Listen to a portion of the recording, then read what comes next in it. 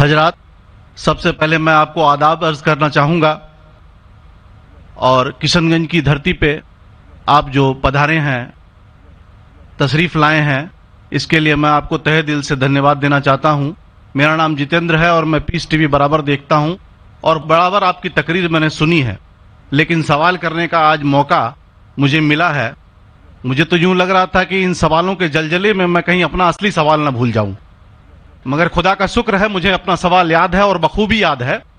میں آپ سے گزارش کروں گا، آپ نے ابھی کئی باتوں میں ہندو اور مسلمان کو ایک کرنے کی کوشش کی، میں اسے بہت اچھی بات کہوں گا، بہت میں سراہوں گا اس بات کو، لیکن میرا ایک سوال ہے، ذہنی سوال ہے یہ کہ میں جین ہوں، ویسے broadly we are Hindu, so there is a question کہ ہم ہندوؤں میں کسی کو پریشان کرنا یا کسی کی ہتیا کرنا غلط کہا گیا ہے، یہ مذہب اس کی اجازت نہیں دیتا، اور جہاں تک اسلام سے میرا تعلق ہے اور اسلام کی مجھے جو تعلیم ہے اور جانکاری ہے، ان کے انسار بے گناہوں کا قتل اسلام میں بھی ورجت ہے۔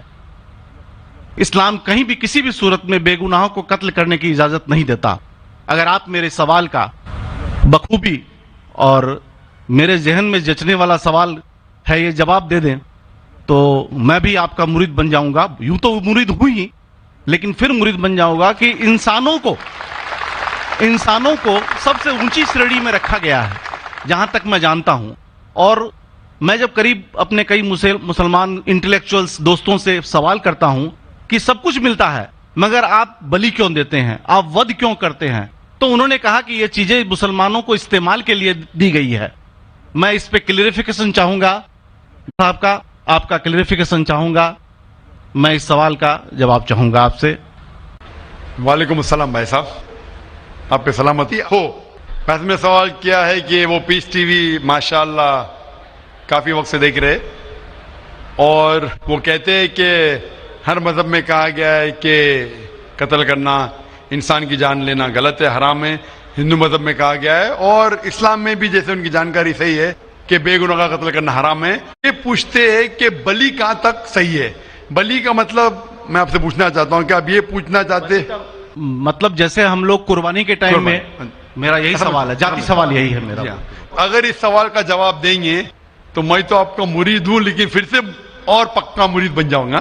بھائی صاحب نے کہا کہ آپ لوگ قربانی کیوں دیتے ہیں، اور یہ قربانی کا جو سوال ہے کہ ہم عید الاضحیٰ بقرعید میں قربانی کیوں دیتے ہیں، قرآن مجید میں اللہ تعالیٰ فرماتے ہیں سورہ حج میں سورہ نمبر 22 میں کہ نہ ہی گوشت نہ ہی خون اللہ کو جاتا ہے۔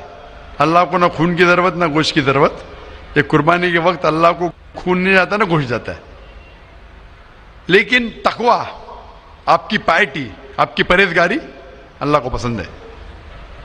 آپ اگر دیکھیں گے کہ عید الاضحیٰ کے بارے میں کیوں ہم قربانی کرتے ہیں، اور واقعہ جانیں گے ابراہیم علیہ السلام کا، کہ ابراہیم علیہ السلام کو اللہ سبحانہ و تعالیٰ نے، اس وقت بت پرستی بہت عام تھی، اور قربانی انسانوں کی بہت عام تھی، اور ہندوستان میں بھی عام ہے، آج بھی ہندوستان میں کئی دیگر مذاہب میں لڑکیوں کی قربانی دی جاتی ہے، بچوں کی بلی دی جاتی ہے۔ کیا آپ چھوٹے بچے کا قتل کرو، عورت کا قتل کرو، بلی دے جاؤ اور بھگوان خوش ہو جائیں گے؟ کئی جگہ، الحمدللہ مسلمان میں نہیں ہے۔ تو اس وقت ابراہیم علیہ السلام کو اللہ نے پوچھا کہ آپ کو سب سے زیادہ عزیز اس دنیا میں کیا چیز ہے؟ تو انہوں نے کہا کہ میرا بیٹا۔ تو انہوں نے پوچھا کہ آپ اپنے بیٹے کی قربانی دے سکتے؟ اپنے پیغمبر ابراہیم علیہ السلام سے بیٹی قربانی دے سکتے؟ تو وہ چونک گئے، اور اللہ کے پیغمبر تھے، انہوں نے کے بیٹے سے کہا، بیٹے نے کہا بے شک اللہ کے لیے آپ میری قربانی دے سکتے، آپ اپنے آنکھ پہ پٹی ماننا۔ جیسا اللہ تعالیٰ فرماتے اس دنیا میں اللہ تعالیٰ ہمارا امتحان لے رہے، تو اللہ تعالیٰ امتحان لے رہے اپنے پیغمبر ابراہیم علیہ السلام کا۔ اللہ تعالیٰ یہ بھی جانتے کہ ابراہیم علیہ السلام جواب کیا دیں گے، تو ابراہیم علیہ السلام اپنے آنکھ پہ پٹی مارتے، اور جس طریقے سے حکم آتا ہے اپنے بیٹے کی قربانی دینے جاتے، اس وقت ہی ایک بھیڑ، گوٹ یا شیپ آ جاتا ہے، اور اس شیپ کی قربانی ہو جاتی. تو اس چیز کو یاد رکھنے کے لیے آج بھی مسلمان بقرعید کے ٹائم پہ، عید الاضحیٰ کے وقت جانور کی قربانی دیتے. یہ یاد دلانے کے لیے ہمیں، کیونکہ یہ اللہ سبحانہ و تعالیٰ کی طرف سے اپنے آخری پیغمبر محمد صلی اللہ علیہ وسلم نے کہا، اس کی بات مانتے. لیکن اگر میں سوچوں دماغ سے کیوں، تو یہ سوچ سکتا ہوں کہ یہ ہمیں یاد دلانے کے لیے کیا اللہ کو انسان کی قربانی کی ضرورت نہیں، انسان کی جان لینے کی ضرورت نہیں. تو جو آج دنیا بھر میں آج بھی ہو رہا ہے کہ بچوں کو قتل کیا جا رہا ہے، عورتوں کا قتل کیا جا رہا ہے، بلی، یہ بالکل غلط ہے. اور دونوں میں آپ دیکھیں گے فرق. اگر کوئی دوسرے مذہب میں، یا ہندو مذہب لو یا دیگر مذہب لو، اگر کوئی جانور کی بلی چڑھائی جاتی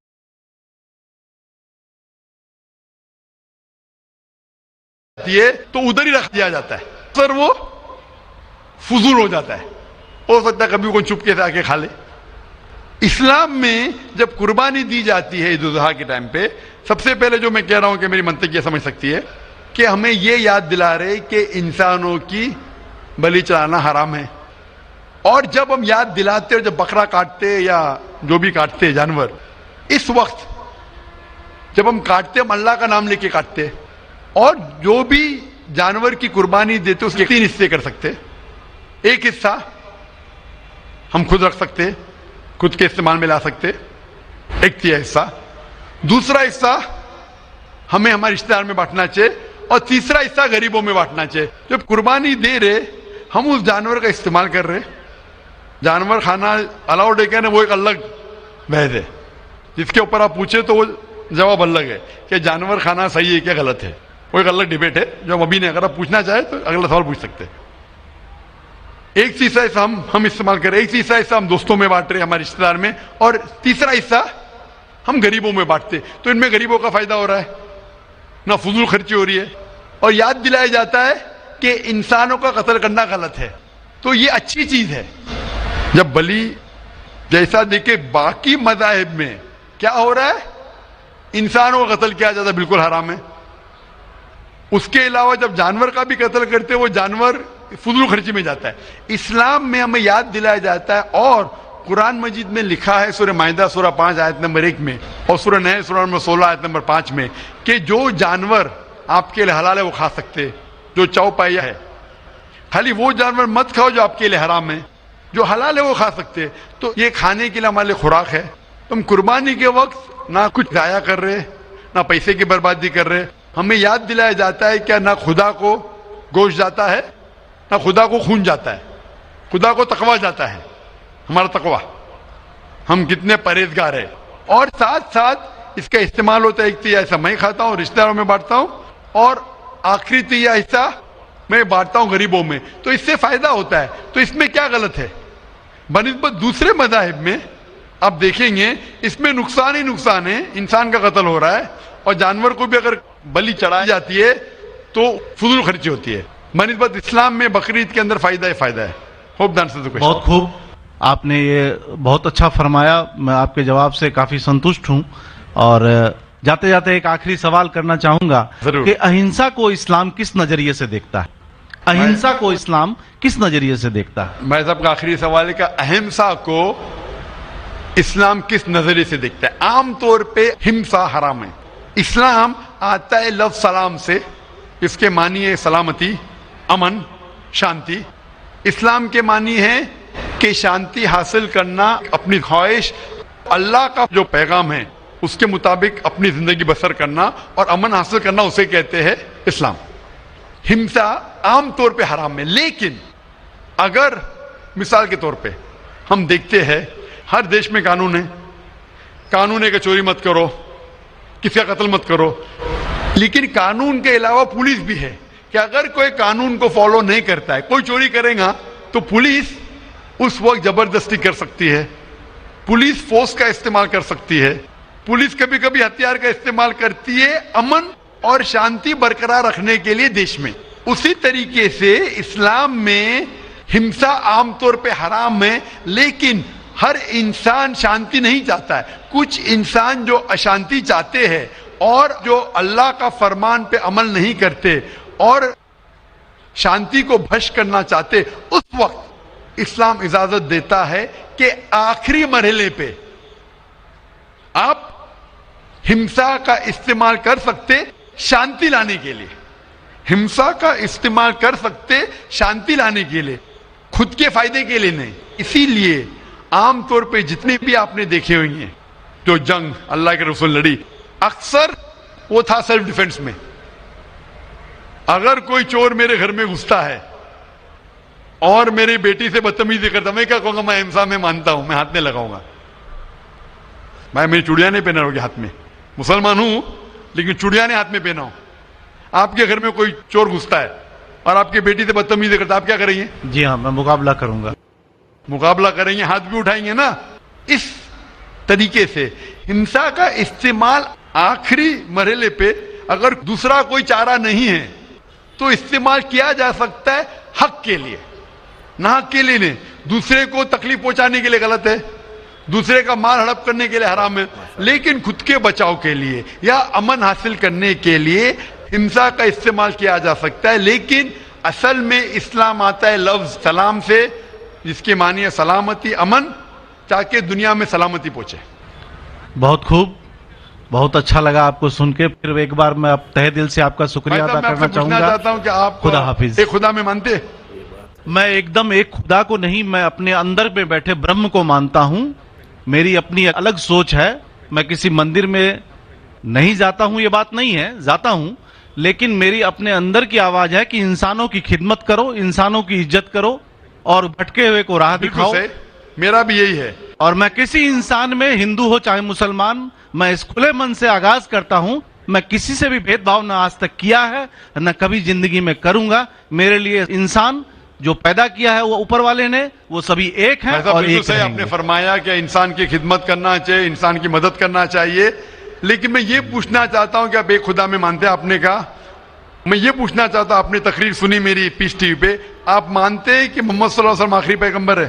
نہیں، میں اس بحث میں نہیں پڑھنا چاہتا، میں اس بحث میں نہیں پڑھنا چاہتا، لیکن میں اتنا جانتا ہوں کہ ہمارا خدا ایک ہے اور ایک ہی طاقت ہے جو پورے سبھی سنسار کو، پورے یونیورس کو، پورے بات تو بہت کہنے کی ہے لیکن یہ سمے اور وقت کا تقاضا ہے۔ بالکل سمے کا تقاضا ہونے کی وجہ سے میں آخری چیز کہوں گا آپ سے بھائی صاحب کہ آپ نے پیس ٹی وی پہ اتنے تقریر سنے، آپ کہتے ہیں کہ بھگوان ہے، کہ میں اس میں مانتا ہوں، لیکن یہی بھگوان نے چاہے بائبل میں ہو، چاہے وید میں ہو، چاہے قرآن میں ہو، ساری دھارمک کتابوں میں کہا گیا ہے کہ آخری آنے والے پیغمبر محمد صلی اللہ علیہ وسلم میں، اور اس میں ماننا چاہیے۔ تو میری آپ سے یہ درخواست ہے کہ آپ اتنے اچھے انسان ہیں ماشاءاللہ، ایک آخری میری خواہش ہے کہ آپ انشاءاللہ اس پہ تحقیق کرو، اور یہ جب آپ ایک بھگوان میں مانتے ہیں، دوسرے انسانوں کو تکلیف نہیں دینا چاہتے، تو بھگوان یہ بھی کہتے کہ آخری پیغمبر کون ہے، اس پہ تحقیق کرو، انشاءاللہ آپ مکمل اچھے انسان بنیں گے۔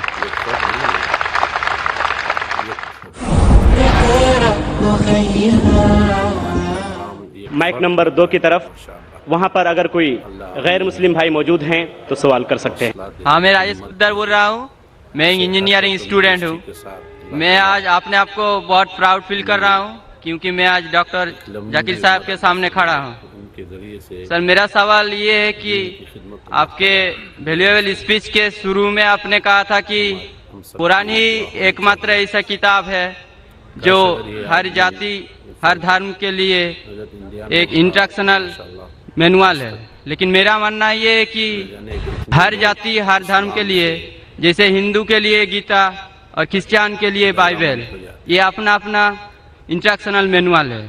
سر، تو میرا سوال یہ ہے کہ کیا قرآن ہی ایسا کتاب ہے، کوئی دوسرا کتاب نہیں ہے جو دوسرے جاتی، دوسرے دھرم کے لیے اس کا انسٹرکشنل مینوال ہوگا؟ بھائی صاحب نے بہت اچھا سوال پوچھا ہے۔ انہوں نے کہا ہے کہ میں نے میرے تقریر میں کہا کہ قرآن ساری جاتی کے لیے انسٹرکشن مینول ہے۔ میں نے میرے تقریر میں کہا کہ قرآن سارے انسانوں کے لیے انسٹرکشن مینول ہے۔ اور آپ کا یہ سوال ہے کہ آپ کے حساب سے وید اور بھگوت گیتا ہندو کے انسٹرکشن مینول کتاب ہے، قرآن مسلمان کی کتاب ہے، انسٹرکشن مینول ہے، تو کیا صرف قرآن ہی سارے انسانوں کے لیے انسٹرکشن مینول ہے، ایسی کوئی اور کتاب ہے کہ نہیں؟ یہ سوال بہت اچھا ہے۔ اس کا جواب قرآن مجید میں اللہ تعالیٰ فرماتے، سورہ رعد میں سورہ نمبر 13 آیت نمبر 38 میں اللہ تعالیٰ فرماتے لکل اجل کتاب کہ ہر دور میں اللہ نے ایک کتاب نازل کی، ہر دور میں اللہ نے کتاب نازل کی. نام سے قرآن مجید میں 4 کتابوں کا ذکر ہے جو اللہ تعالیٰ نے ایک نازل کی، توراہ، زبور، انجیل اور قرآن. توراہ نازل کی گئی تھی موسیٰ علیہ السلام پر، زبور نازل کی گئی تھی داؤد علیہ السلام پہ، انجیل نازل کی گئی تھی عیسیٰ علیہ السلام پہ، اور قرآن جو آخری کتاب ہے نازل کی گئی تھی آخری پیغمبر محمد صلی اللہ علیہ وسلم پہ. آپ کا سوال ہے کہ صرف قرآن سارے انسانوں کے لیے، باقی کتاب نہیں ہے؟ ابھی یہ 4 کتابوں کا قرآن مجید میں ذکر ہے، لیکن قرآن مجید میں یہ بھی کہا گیا ہے کہ ہر دور میں ایک کتاب ہے. مثال کے طور پہ صحف ابراہیم وہ بھی کتاب ہے. تو اللہ تعالیٰ نے کئی کتابیں نازل کی ہے، صرف نام سے 4 کا ذکر ہے، اس کے علاوہ اور کتابیں ہیں. کوئی مجھے ہندو پوچھتا ہے کہ آپ کہہ سکتے ہیں کیا وید اللہ کی کتاب ہے؟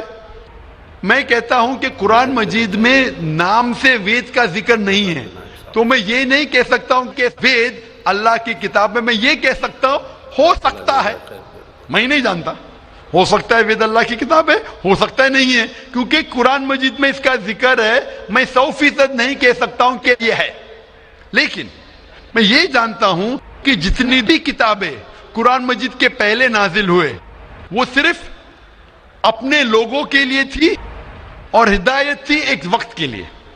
جتنی بھی کتابیں نازل ہوئی قرآن مجید کے پہلے، چاہے توراہ ہو، زبور ہو، انجیل ہو، یا جتنی بھی کتابیں جس کا ذکر قرآن مجید میں نہیں آتا ہے، وہ نازل ہوئی تھی اپنے لوگوں کے لیے. وہ پیغام کا عمل کرنا چاہیے جب تک نئی کتاب نازل نہ ہو.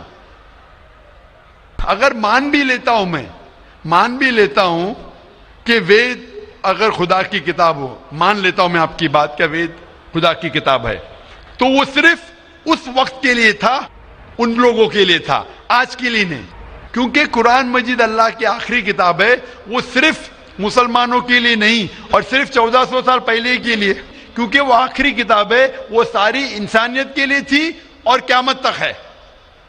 جتنی کتابیں پہلے آئی وہ صرف محدود تھی ایک وقت کے لیے اور ایک سمے کے لیے، خصوصاً کچھ انسانوں کے لیے.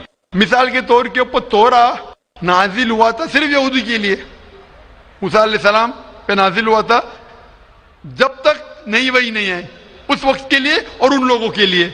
آج کیونکہ قرآن مجید آخری کلام ہے، وہ صرف مسلمانوں کے لیے نازل نہیں کیا گیا تھا، صرف عربوں کے لیے نہیں لیکن سارے انسانوں کے لیے. اور جو قرآن مجید کا پیغام ہے وہ صرف 1400 سال پہلے کے لیے نہیں، وہ قیامت تک کے لیے. اسی لیے اگر میں مان بھی لیتا ہوں وید خدا کا کلام تھا، وہ صرف اس وقت کے لیے تھا، اور جتنے بھی اللہ کے کلام جو قرآن مجید کے پہلے آئے وقت کے دوران ان میں ملاوٹ ہونے لگی.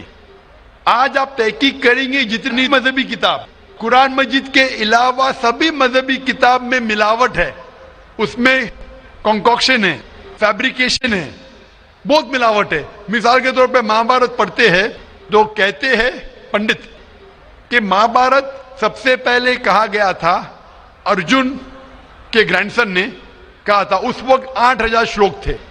یہ کہانی دہرائی گئی جنریشن کے بعد جنریشن، پھر مہابھارت میں ہو گئی 24000 شلوک. آج مہابھارت میں 1,00,000 شلوک ہے، تو اس میں ملاوٹ ہونے لگی. آج آپ دیکھیں گے مہابھارت ٹیلی ویژن پر، اس کے اندر بیک گراؤنڈ میں ماروتی کار بھی جا رہی ہے، یہ اور ایک ملاوٹ ہے ماروتی کار مہابھارت میں. تو اسی لیے جتنی بھی کتابیں اللہ نے نازل کی، کیونکہ وہ سارے انسانیت کے لیے نہیں تھا اور قیامت کے لیے نہیں تھا، اللہ تعالیٰ نے اسے ضروری نہیں سمجھا محفوظ رکھنے کے لیے، بٹ کیونکہ قرآن مجید آخری کتاب ہے اور اللہ سبحانہ و تعالیٰ جانتے کہ ایک تا قیامت تک رہنے والی ہے، اسی لیے اللہ تعالیٰ فرماتے سورہ ہجر میں سورہ نمبر 15 آیت نمبر 9 میں کہ ہم نے قرآن نازل کیا، ہم اس کی حفاظت کریں گے. تو اسی لیے یہ کہنا کہ باقی کتاب، تو آج قرآن مجید صرف مسلمانوں کے لیے نہیں، سارے انسانوں کے لیے، چاہے آپ ہندوستان میں رہ رہے ہو، چاہے پاکستان میں جی رہے ہو، چاہے سعودی عربیہ میں، چاہے امریکہ میں، چاہے UK میں، چاہے آپ ہندو مذہبی خاندان میں پیدا ہو یا عیسائی خاندان میں پیدا ہو یا مسلمان خاندان میں پیدا ہو، آج سارے انسانوں کو اللہ کے آخری پیغام قرآن مجید پڑھنا چاہیے، اس پہ عمل کرنا چاہیے، اس کی بات ماننا چاہیے. اسی لیے میں کہتا ہوں قرآن مجید سارے انسانوں کے لیے. یہ چیز میں وید کے بارے میں نہیں کہہ سکتا ہوں, کیونکہ اگر آپ تحقیق کرتے ہیں وید میں بھی ملاوٹ ہے. اگر آپ سائنس کے ذریعے تحقیق کرنے لگیں گے قرآن مجید کو چھوڑ کے باقی سارے کتابوں میں آپ کو غلطی ملیں گی.